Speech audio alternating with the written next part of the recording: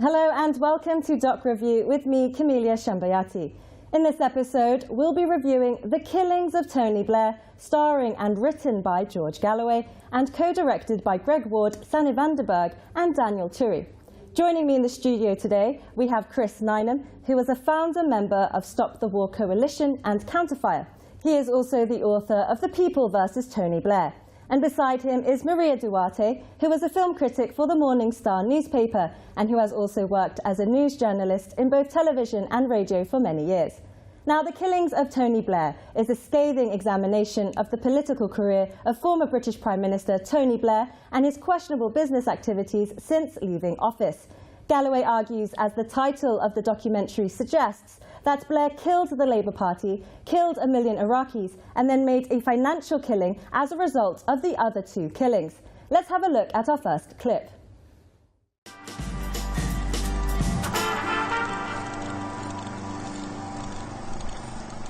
A new dawn has broken, has it not?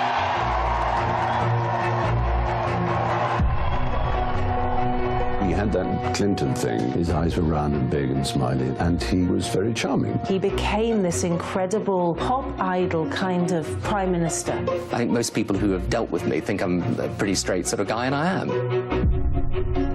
New Labour was backed by the most powerful media interests because they realised he was representing them. He was caught red-handed trading policy in return for hard cash from a businessman.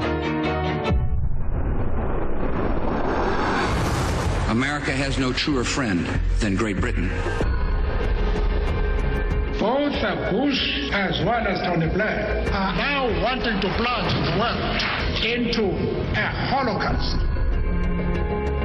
JP Morgan paid him off for the Iraq war. The man is a war criminal. Is Tony Blair a war criminal? In my opinion, yes. Most definitely. The pursuit of money has become the dominant theme in your life. All these relationships are, in most people's estimation, corrupt relationships. No previous Labour Prime Minister has behaved in this shameful, money-grubbing way. How do you sleep at night? You know, it's that. It's as a person.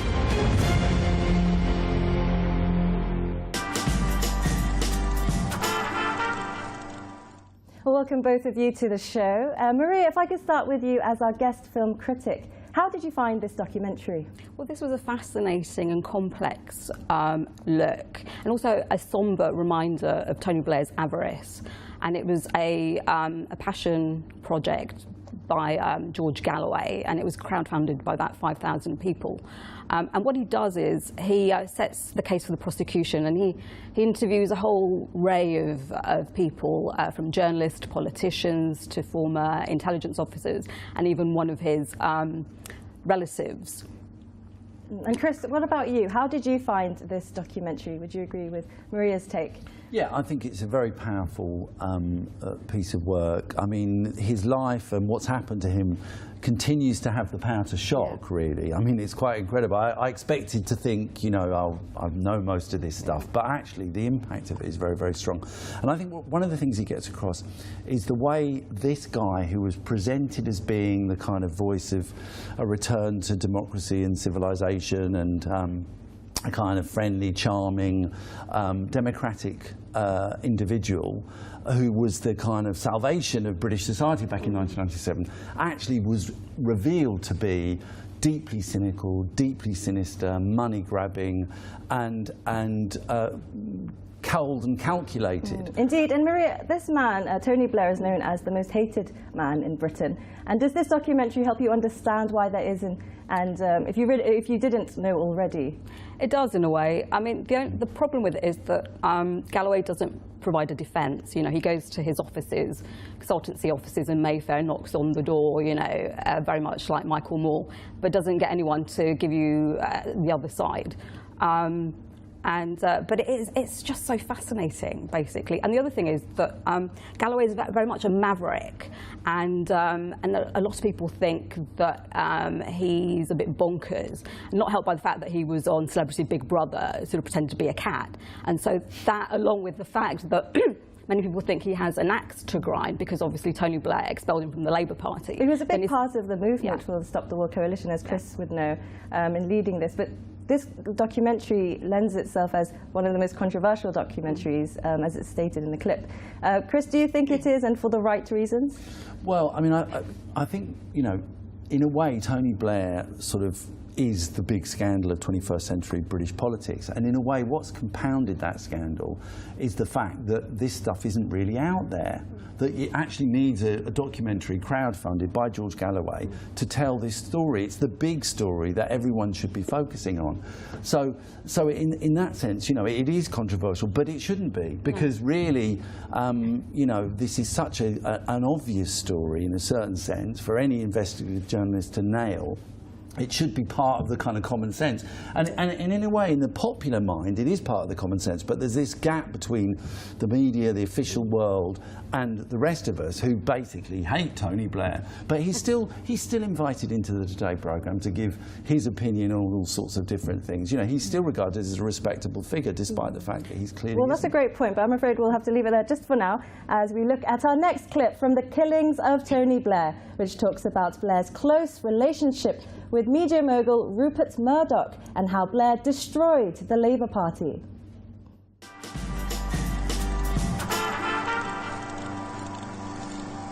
How would you describe your relationship with Tony Blair? I'm a supporter. New Labour was backed in power by the most powerful media interests, the most powerful corporations and city interests, because they realised he was representing them.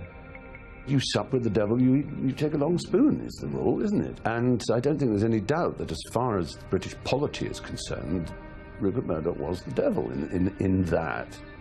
To come to an accommodation with him meant sacrificing all the principles the Labour Party stood for.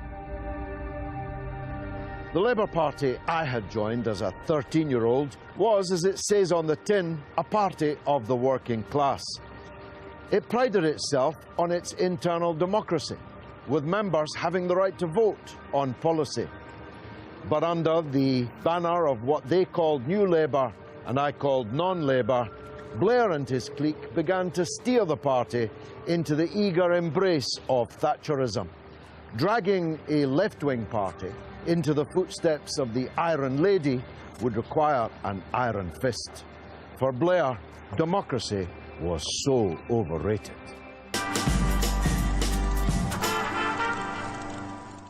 That was George Galloway there. Maria, why was this alliance between Murdoch and Blair so significant? It was incredible, really, and it was one of the things that surprised me, because it was the only way that Labour got into power. Basically, the way that Labour was, it was never going to get in. So Tony Blair had to reimagine the party, and so we had New Labour. And when Margaret Thatcher turned around and said that her biggest legacy was New Labour and Tony Blair, then you have to think, whoa, hold on, this is not what the Labour Party is about. And in order to become electable, they had to ditch their socialist tendencies. And again, goes against the whole grain of the Labour Party. And what Tony Blair did, which was unforgivable in a way, was to bring in privatisation by stealth through the back door with PFIs. So you had public and private partnerships. And this film brings that out, something that I think you need to hear it to actually believe it. But for me, the Rupert Murdoch angle was just incredible. And Chris, were you surprised by this relationship and how big of a role the media played in bringing up Blair? No, I mean, you know, I think it's a matter of record. I think it was a very important process that took place at the end of the 80s, the beginning of the 90s, whereby the argument was won in Labour that, you know, you had to ditch these policies, you had to ditch nationalisation, you had to ditch defence of the welfare state and progressive taxation and so on and so forth, because you had to be, everything was seen through the prism of a right-wing media. I mean, I don't really buy that narrative, actually. I think that the tide was turning against the government, the Tories, towards the end of the 80s and certainly, you know, by the mid-90s anyway. And I think the kind of it was the sun what won it argument, both for the Tories and for Labour in '97, I think it's misplaced. And I don't think we should buy into this idea that whatever the media says is what actually happens. Because the price has been such a, you know, so huge, and many of the problems that the credibility problems that Labour has now can be traced back to that moment when Blair and before him actually Kinnock said, hang on a minute, you know, we've got to ditch pro-working class policies. So you just mentioned that we could still feel the effects and the legacy of Blair in destroying the Labour Party. How else did Blair kill the Labour Party exactly? Well, destroying is a strong word, and I don't think the Labour Party is over. But I think this process whereby essentially Tony Blair bought into there is no alternative narrative to say that neoliberalism is the only game in town, we dress it up with a few socially progressive policies, but basically we buy it. Something that's happened to social democracy right across the world. I think it's been disastrous, and it's meant that, the corporates, the globalised view of the world has become the dominant one, and we've got to get back to providing an alternative. And the other thing is that he brought this charisma, this whole new kind of presidential line of politics where, he was slick, he was stylish, he had the sound bites, and people believed him. He peddled the lies, and if you say a lie long enough, people will believe it. And that's what happened, and people still fall for it. And that's the problem that I think leaders after Blair, the problem that they have, that people want their leader to be presentable and to be able to, in essence, sort of fight their corner or look as if they can fight their corner. But, substance is important. It's not all about style. So are you saying there that Blair transformed British politics into a sort of more American politics? Yes. That's why I think also Brown faltered, because he was a traditionalist or fashioned politician, and people were so used to Blair. The war in Iraq was incredible, and he sold it. We're actually going to talk about the Iraq War, in the next clip, as we take a look at the documentary The Killings of Tony Blair, which looks at how Blair joined then US President George Bush's crusade to dominate the Middle East.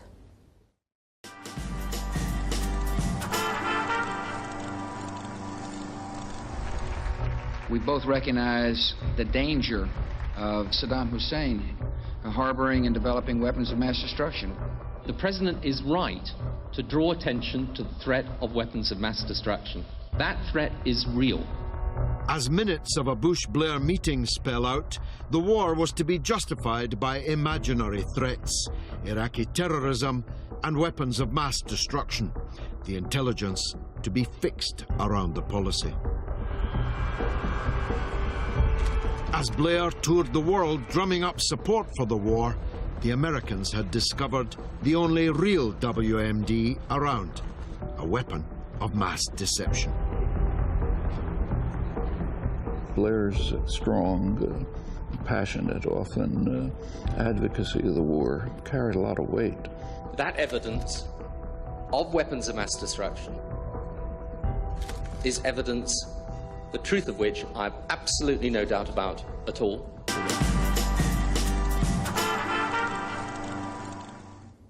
We all fully realise now that, of course, the weapons of mass destruction was, in fact, as Galloway put it in the documentary, a weapon of mass deception. Maria, how was it at the time that Blair was able to lobby so much support for the Iraq War? Because of his charisma, he could sell anything, basically. And also, he had a very great team around him. He had Alistair Campbell, who was, I think, pulling the strings reportedly behind the scenes, and so he could do nothing wrong. The whole thing about the WMDs was brought up by Andrew Gilligan in the Radio 4's Today programme, where he said they sexed up the document and that WMDs were a myth. And then he was then called to task, and then it brought down sort of the leadership at the BBC. But the fact was, he was right. And Chris, this part of the documentary, of course, must hit home with you. Stop the War, of course, was founded during the aftermath of 9/11 and led 2 million protesters against the Iraq War. How devastating was Tony Blair's foreign policy? Well, I think, it's been a catastrophe, obviously, for the people of the Middle East, for people in Central Asia. It's generated carnage and chaos around whole regions of the world. It's actually spread, clearly, the threat of terrorism. It's made the world a much more dangerous place. It's done all those things, but it's also been devastating to the body politic. And I think, if you want to look for one of the key sources of the distrust of the media, the delegitimization of mainstream discourse, and actually the hatred and contempt people feel for Westminster politics, you need to go no further than look at the invasion of Iraq back in 2003, because it was based on lies, it was catastrophic, and what happened was the establishment, they came together. They defended it, even though lots of them knew it was wrong. So I think, you know, the hollowing out of politics has largely been, or at least importantly been, a product of that terrible war. And how was it that Blair was able to get away with such a crime? Well, I mean, remember that the majority of people in Britain were against it. So despite the fact that most of the media, almost the whole of the media, supported it, most people saw through it. It was the establishment coming together that was the problem. And actually it was, in my opinion, the cowardice of a lot of people in Labour who knew they were being lied to. I mean, I don't really buy that most of the politicians thought there were WMDs. I mean, or if they did, they weren't bothering to check, you know. So they were taken in, and rather than challenging Tony Blair, they went along with it. And because I think partly they knew that to challenge Tony Blair at that point would have been to challenge the whole kind of neoliberal, pro-American agenda. But Robin Kirk stood up and resigned over it, whereas Claire Short, who I have a great problem with her in this film, threatened. Well, she threatened to resign, and then she was obviously persuaded by Tony Blair otherwise. Then she supported the Iraq War, and then she resigned 2 months later. And now she's in this video, in this documentary, sort of having a go at Blair and, you know, against the war in Iraq. Well, hello, you voted for it. And what do you make, I have to talk about this, Blair being appointed as the Middle East peace envoy? Biggest irony ever, really. Yeah, it's laughable, but what can you do, you know, yeah. And Chris, your thoughts on this? Well, he resigned in the end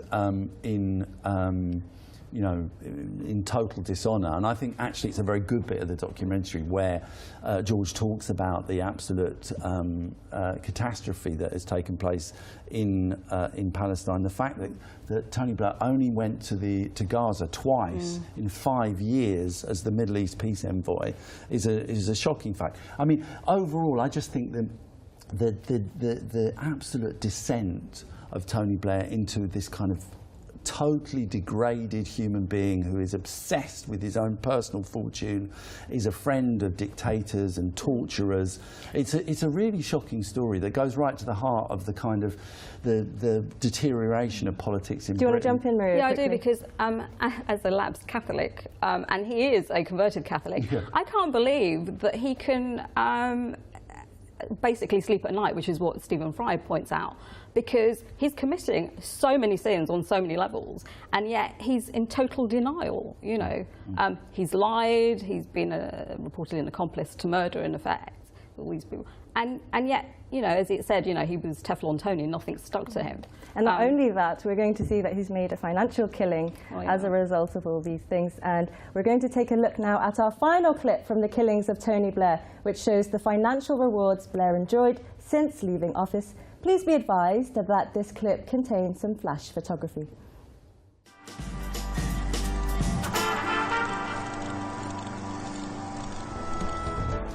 Besides JP Morgan, Blair also landed a job for Petro Saudi, an oil company owned by one of Prince Bandar's many cousins. Blair is popular at the court of the head choppers for obvious reasons. And it pays dividends. All these relationships that he's built up in the years since he was Prime Minister are, in most people's estimation, corrupt relationships. They are clearly indicating that the decisions that Blair took when he was Prime Minister had a direct impact on who paid him money thereafter. And of course, it's impossible to believe that that didn't affect the decision-making in the first place. And that idea that people take decisions with the knowledge that they are going to be lavishly rewarded in the years to come is a knife at the heart of our political and democratic systems. Blair certainly has been lavishly rewarded, although estimates of his wealth differ wildly. I mean, I read I'm supposed to be worth £100 million. Cherie's kind of asking where it is in that case.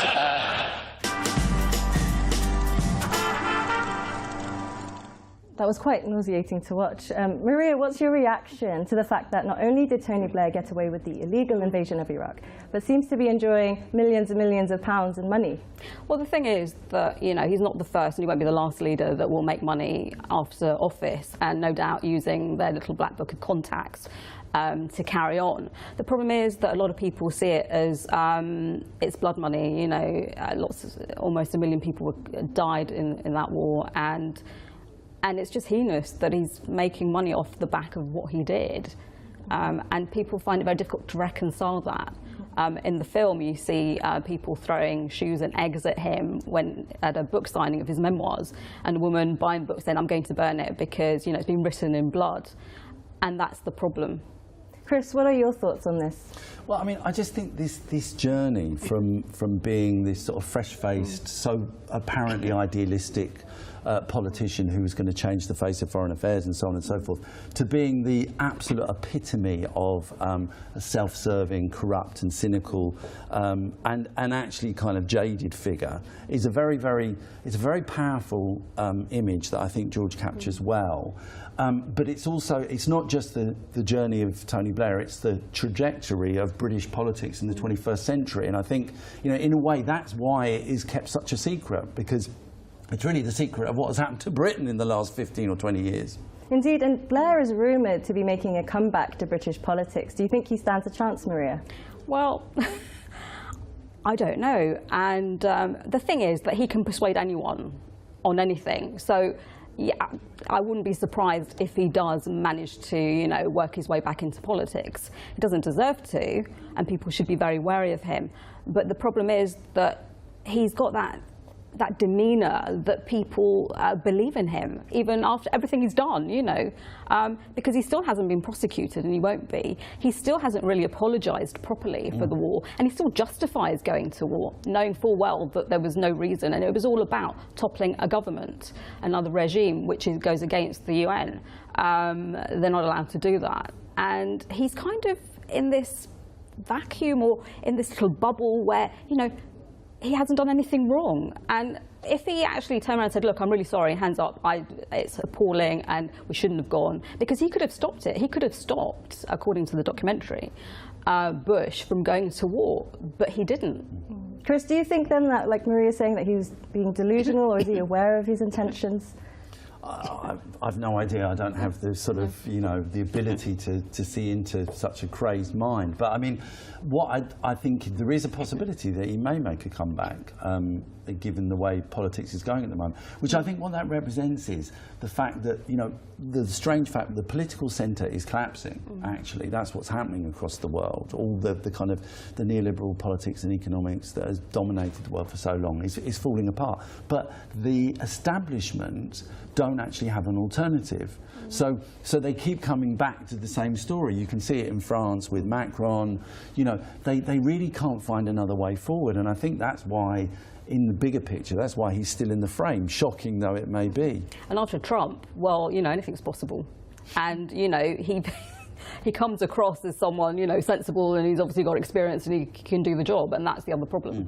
I'm afraid that's a really great point, but I'm afraid we'll have to leave it there. Thank you very much to both of you for joining the show. And that's it for this episode of Doc Review. Thanks for tuning in, and make sure you follow us on Twitter and Facebook, where you can find us on @DocReviewShow. Do let us know your views on today's film, and you can even suggest a documentary that you would like us to review.